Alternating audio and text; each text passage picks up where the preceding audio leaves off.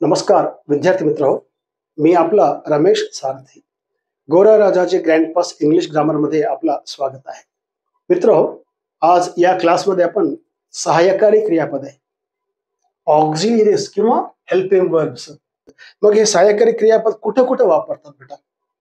सहाय्यकारी क्रियापद negative sentence मध्ये आपण वापरतोय, प्रश्नार्थी वाक्यामध्ये वापरतोय, पॅसिव्ह वॉइस मध्ये वापरतोय, कमांड्स मध्ये वापरतोय बेटा, आज्ञा जर द्यायची असेल वापरतोय. सो अशा प्रकारे हे सहाय्यकारी क्रियापद जेव्हा आपण वाक्यात वापरतोय तेव्हा त्या वाक्याचा अर्थ थोडासा बदलतो बेटा. बघूया मग आता. Let's see. प्रायमरी ऑक्झिलिअरीज, मॉडल ऑक्झिलिअरीज बेटा. प्रायमरी सहाय्यकारी क्रियापद आणि मॉडल सहाय्यकारी क्रियापद. बघूया प्रायमरी मध्ये कोणते कोणते आहेत. प्रायमरी ऑक्झिलिअरीज मध्ये बेटा बी, हॅव आणि डू. बी बघूया. बी म्हणजे असणे, आहे असा अर्थ होतो बेटा बीचा. टू बी सहाय्यकारी क्रियापद आपण म्हणतोय. मग बीचे 8 रूप आहेत बेटा ग्रामर मध्ये. अगोदर आपण जेव्हा टेन्स शिकले होते टेन्स मध्ये पाहिलं बेटा, प्रेझेंट कंटिन्युअस टेन्स मध्ये. आता हे बघूया वन्स अगेन रिव्हिजन. बीचे 8 रूप कोणते आहेत? बी, बी म्हणजे असणे, एम म्हणजे आहो, आय एम देअर, मी तिथं आहो, इज आहे, आर आहेत, वाज होता, वेअर होते, बीन आणि बीइंग.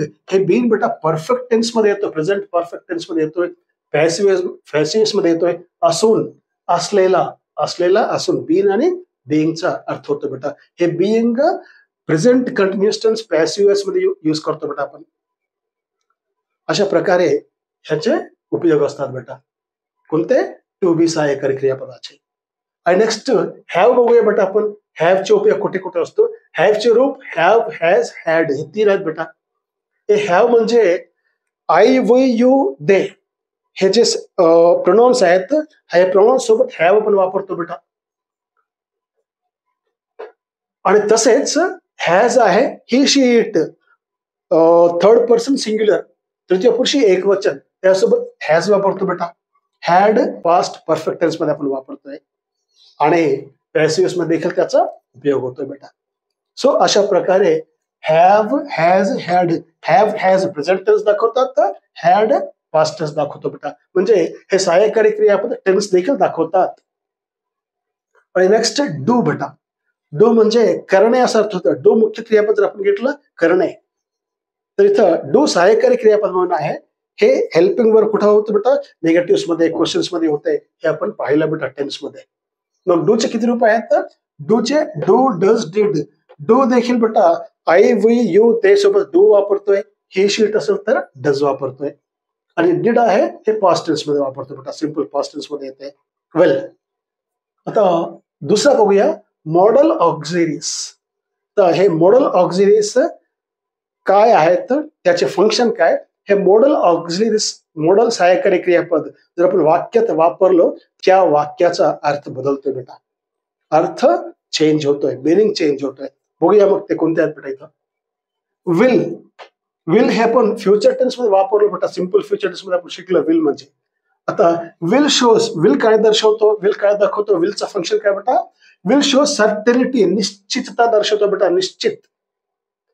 हे विल म्हणजे निश्चित दर्शवतोय. तसंच फ्युचरिटी, भविष्य दर्शवतो बेटा विल. विल सर्टेनिटी आणि फ्युचरिटी, विल हे दर्शवतोय. आणि तसेच विलचा दुसरा रूप पास्ट जे आहे वुड, वुड शोज, वुड. मग वुड काय दर्शवतो बेटा? वुड दर्शवतो पोलाइट रिक्वेस्ट. वाक्यात जेव्हा आपण वुड वापरतोय ते पोलाइट रिक्वेस्ट दर्शवतो बेटा. Would you give me your pen please, असे हे रिक्वेस्ट करतात बेटा. आणि तसेच वुडचा दुसरा उपयोग आहे habitual action in the past. भूतकाळामध्ये आपले जे सवयी आहे ते सवयी व्यक्त करण्यासाठी देखील हे वुड आपण वापरतो बेटा. आणि नेक्स्ट तिसरा शल. तर शल काय दर्शवतो बेटा? शल शोज फ्युचरिटी. शल देखील फ्युचरिटी दर्शवतो बेटा. कमांड्स, कमांड्स म्हणजे ऑर्डर्स, हे ऑर्डर्स मध्ये देखील हे शलचा वापर होतो बेटा. शुड, शलचा दुसरा रूप शुड आहे. शुड शोज हे काय दर्शवतो बेटा? Suggestion, duty. शुड जर एखाद्या वाक्यात आला तर ते सल्ला होतो बेटा. You should work hard, you should study hard म्हणजे मी तुम्हाला सल्ला देतोय तुम्ही कठीण परिश्रम म्हणजे अभ्यास चांगला करायला पाहिजे. आणि ड्युटी बेटा, ड्युटी म्हणजे आपलं कर्तव्य. शुड म्हणजे सल्ला आणि कर्तव्य दोन्ही दर्शवतो बेटा. तसेच कॅन, कॅन शोज, कॅन काय दर्शवतो बेटा? ॲबिलिटी, कॅन म्हणजे आपलं जे सामर्थ्य आहे ते दर्शवतो बेटा. आय कॅन डू, मी करू शकतोय, शक्यता, हे ॲबिलिटी दर्शवतो बेटा हे. आणि तसंच परमिशन, कधी कधी परमिशन घेण्यासाठी देखील कॅन वापरतो बेटा आपण. For example may I come in म्हणतोय, परंतु कधी कधी कॅन आय कम इन देखील म्हणता येतं बेटा. हे देखील तेवढंच कॅन परमिशन वापरतं, परंतु मे जास्त प्लेट असतो. वेल, आता कॅनचा दुसरा रूप आहे कुड बेटा. कुड शोज, कुड काय दर्शवतो मग? ॲबिलिटी इन द पास्ट, म्हणजे हे कॅन आता प्रेझेंट मध्ये ॲबिलिटी दर्शवतो. हा कुड भूतकाळातली जी ॲबिलिटी आहे, सामर्थ्य, मी करू शकत होतो, असे भूतकाळातला ॲबिलिटी दर्शवतो बेटा. तसेच पोलाइट रिक्वेस्ट, हे पोलाइट रिक्वेस्ट म्हणजे जसे वुड दर्शवतो पोलाइट रिक्वेस्ट, तसेच कुड देखील रिक्वेस्ट दर्शवतो बेटा, विनंती दर्शवतोय. तसेच परमिशन देखील दर्शवतो बेटा. हे कुडनं परमिशन देखील दर्शवता येते, जसे हे कॅनचं परमिशन आहे, कुडचं देखील परमिशन दर्शवतो बेटा. आणि नेक्स्ट मे, MAY, मे. मे काय दर्शवतो बेटा? मे आय कम इन सर, हे सर्वांनाच माहिती आहे बेटा, विद्यार्थ्यांना. मे कम इन सर म्हणतोय म्हणजे मे शोज परमिशन. फर्स्ट ह्याचा फंक्शन काय? परमिशन आहे, आणि दुसरं ह्याचं फंक्शन आहे पॉसिबिलिटी, शक्यता. इट मे रेन म्हणजे पाऊस होऊ शकतोय, असे मे वापरतो बेटा, पॉसिबिलिटी. आणि मेचा दुसरा रूप जे माइट आहे, हे माइट शोज लेस पॉसिबिलिटी, म्हणजे कमी शक्यता दर्शवतो बेटा. फॉर एक्झाम्पल, आता आपण म्हटलं इट मे रेन म्हणजे पाऊस येऊ शकतो, येऊ शकते, परंतु इट माइट रेन म्हणजे येऊ शकते किंवा येऊ शकत नाहीये, म्हणजे तेवढं काही निश्चित नाहीये बेटा. लेस पॉसिबिलिटी हे माइट दर्शवतोय. आणि इथं शेवटचं जे आहे मस्ट, मस्ट शोज, मस्ट काय दर्शवतो बेटा? ऑब्लिगेशन, कर्तव्य, कंपल्सरी. इथं ऑब्लिगेशन, कंपल्शन, ड्युटी. मस्ट काय दर्शवतो? म्हणजे ऑब्लिगेशन म्हणजे कंपल्सरी, म्हणजे कर्तव्य असं आहे, ते करायलाच पाहिजे, नाहीतर जमत नाही असे. फॉर एक्झाम्पल, आता शुड मध्ये जर मी म्हटलं यू शुड स्टडी हार्ड, म्हटलं सल्ला आहे, परंतु मी जर म्हटलं तुम्हाला यू मस्ट स्टडी हार्ड, ह्याचं हे बेटा ऑर्डर मध्ये येतो किंवा ऑब्लिगेशन मध्ये, कंपल्शन मध्ये येतो बेटा. म्हणजे कंपल्शन म्हणजे करायलाच पाहिजे, नाहीतर जमत नाही. तसंच ड्युटी, कर्तव्य. ऑब्लिगेशन, ड्युटी हे कर्तव्य, म्हणजे हे कंपल्सरी करावेच लागतोय. मस्ट म्हणजे कंपल्सरी अर्थ होतो बेटा. सो अशा प्रकारे हे जे मॉडल ऑक्झिलरीज ह्याचा अर्थ होतो बेटा, हे प्रायमरी ऑक्झिलरीज. वेल, आता इन्फिनिटिव्ह, जेरंड अँड पार्टिसिपल हे आपण बघूया बेटा. इन्फिनिटिव्ह काय असतोय, जेरंड काय असतोय, आणि पार्टिसिपल म्हणजे प्रेझेंट पार्टिसिपल, हे तिन्ही आपण बघूया बेटा. फर्स्ट, इन्फिनिटिव्स. क्रियापद दोन प्रकारचे असतात, फायनाइट वर्ब्स, इनफायनाइट वर्ब्स. इथं एक एक्झाम्पल लिहिला बेटा. एक्झाम्पल वाचताना आपल्याला पूर्ण समजेल. Read the following sentences. इथं सेंटेन्स आहेत, हे बघूया, हे वाचूया बेटा. I go home, I want to go home. These are the two sentences. First sentence मध्ये आय गो होम, इथं गो आहे बेटा, हे वर्ब आहे, हे फायनाइट वर्ब आहे. म्हणजे फायनाइट वर्ब म्हणजे याला सब्जेक्ट असतोय, टेन्स असतोय. आणि हे दुसऱ्या वाक्यामध्ये टू गो हे इनफायनाइट वर्ब आहे बेटा. ह्या इनफायनाइट वर्बला सब्जेक्टशी किंवा वर्बशी काही संबंध नसतो, देयर इज नो रिलेशन, ह्याला काही संबंध नाहीये, हे इनफायनाइट आहे बेटा, अनलिमिटेड आहे. सो अशा प्रकारे हे जे क्रियापद आहे, क्रियापदाचा अगोदर जर टू लागतोय, समजतो बेटा, मुख्य क्रियापद जे असतोय प्रेझेंट टेन्स, त्याच्या अगोदर जर टी ओ टू जर लिहितोय, तर ते होतं बेटा टू इन्फिनिटिव्ह किंवा इन्फिनिटिव्ह. समजलं? इन्फिनिटिव्ह म्हणजे काहीच नाही बेटा, क्रियापदाच्या अगोदर टू शब्द येतोय, त्याला म्हणतो टू इन्फिनिटिव्ह किंवा इन्फिनिटिव्ह. हे बेस फॉर्म आहे क्रियापदाचा, इथं ते टू इन्फिनिटिव्ह फॉर्म आहे बेटा, एवढंच अंतर आहे. आता बघूया, मग ते डेफिनेशन बघूया. The infinitive is the base form of a verb. म्हणजे इन्फिनिटिव्ह म्हणजे काहीच नाहीये, ते बेस फॉर्म ऑफ वर्ब, क्रियापदाचं एक रूप आहे, मूळ रूप आहे, ऑफन प्रिसिडेड बाय टू.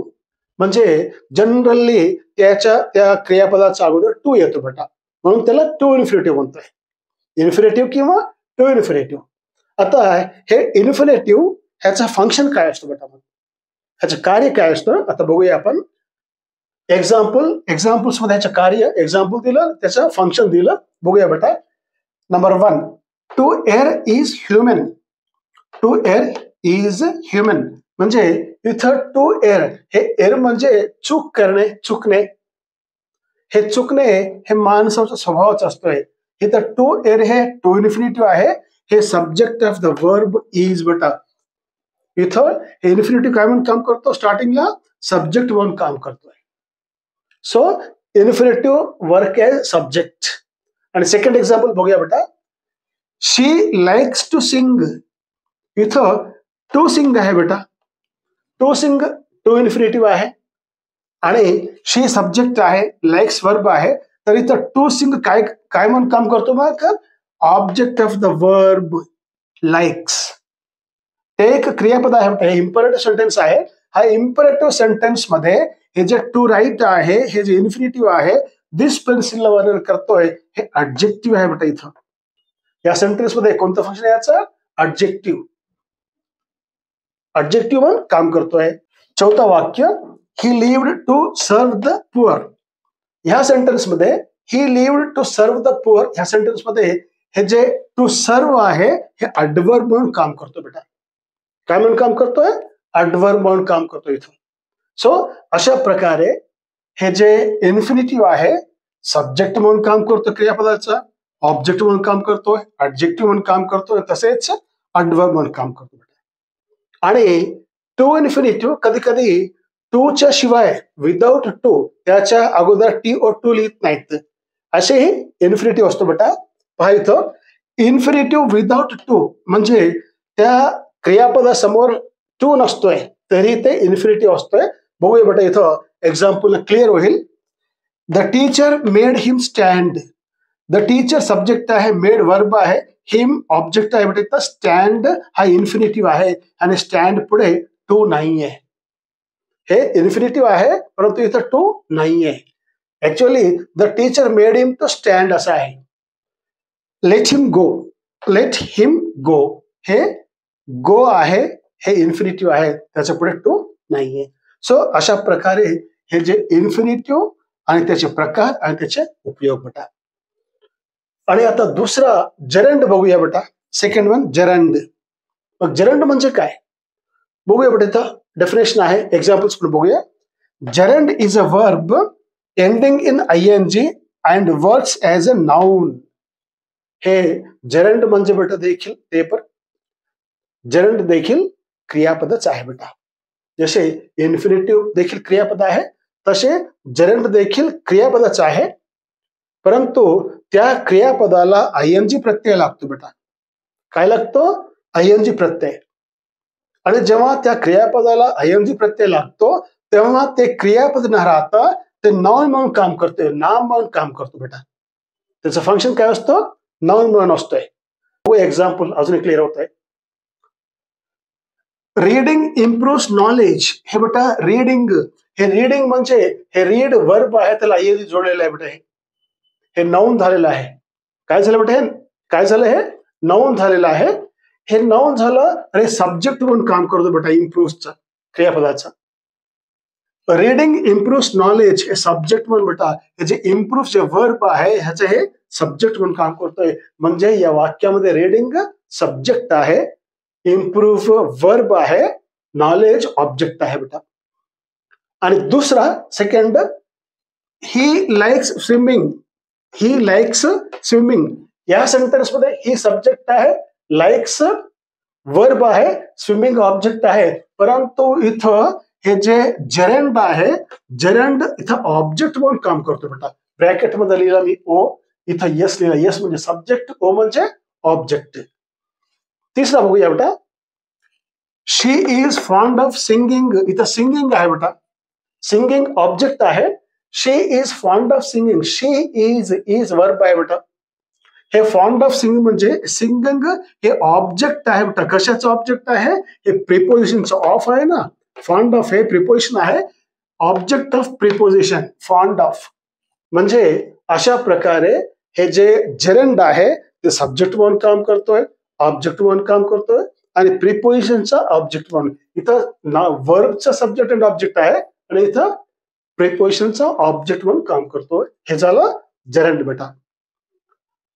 आणि तिसरा पार्टिसिपल प्रेझेंट पार्टिसिपल बघूया बेटा. इथं पार्टिसिपल प्रेझेंट पार्टिसिपल.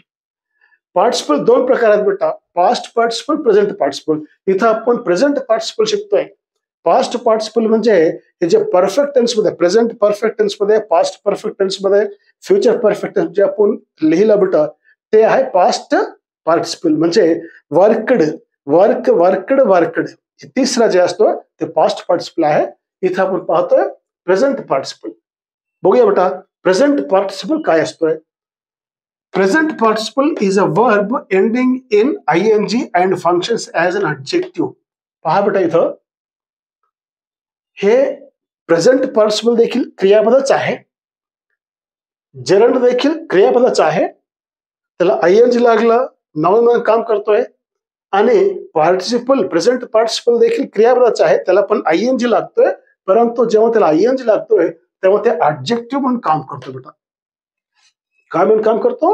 ऑब्जेक्टिव्ह म्हणून, विशेषण म्हणून काम करतोय. बघूया एक्झाम्पल्स अजून क्लिअर होत आहे. We swam across the flowing river. We subject आहे, स्वॅम वर्ब आहे, अक्रॉस इथं बेटा हे प्रिपोजिशन आहे. The flowing river, the flowing हा फ्लोइंग रिव्हर म्हणजे वाहता नदी. नदी कशी आहे? वाहत आहे. हे ऑब्जेक्टिव्ह आहे बेटा फ्लोइंग रिव्हर. हे फ्लोइंग ऑब्जेक्टिव्ह आहे इथं. रिव्हर रिव्हर नाउन आहे बेटा. दुसरं एक्झाम्पल बघूया. He stopped the running horse. He stopped the running horse हे सब्जेक्ट आहे, पुन्हा स्टॉप्ड वर्ब आहे म्हणून हे ऑब्जेक्ट म्हणून काम करतोय. रनिंग हॉर्स पळता घोड्याला त्यानं थांबविला. हे present participle working as objective. ठीक आहे बेटा. दुसरा बघूया. Present participle also works as a verb. म्हणजे हे जे प्रेझेंट पार्टिसिपल आहे ना हे क्रियापद म्हणून देखील काम करतो बेटा. काय काम करतो? क्रियापद म्हणून. एक्झाम्पल पहा. We saw the boys playing kabaddi. We saw the boys playing, इथं प्लेइंग आहे बेटा, हे क्रियापद आहे बेटा. द बॉयज प्लेइंग कबड्डी, मुलं कबड्डी खेळत आहेत आम्ही पाहिला. दिस इज अ वर्ब बेटा. Second example. She heard the sound coming from a distance. इथं हे जे कमिंग आहे हे प्रेझेंट पार्टिसिपल आहे, हे इथं वर्ब म्हणून काम करतो बेटा. म्हणजे प्रेझेंट पार्टिसिपल ऑब्जेक्टिव्ह म्हणून इथं काम करतोय आणि प्रेझेंट पार्टिसिपल वर्ब म्हणून इथं काम करतो बेटा. वेल विद्यार्थी मित्र लिहून घ्या, प्लीज राईट डाऊन. आणि काही जर समजत नसेल तर मला कॉमेंट बॉक्समध्ये लिहा बेटा. ठीक आहे मित्र, इथं आपण थांबूया. पुढच्या क्लासमध्ये अजून एक टॉपिकने आपण पुन्हा भेटूया. तोपर्यंत all the best, take care.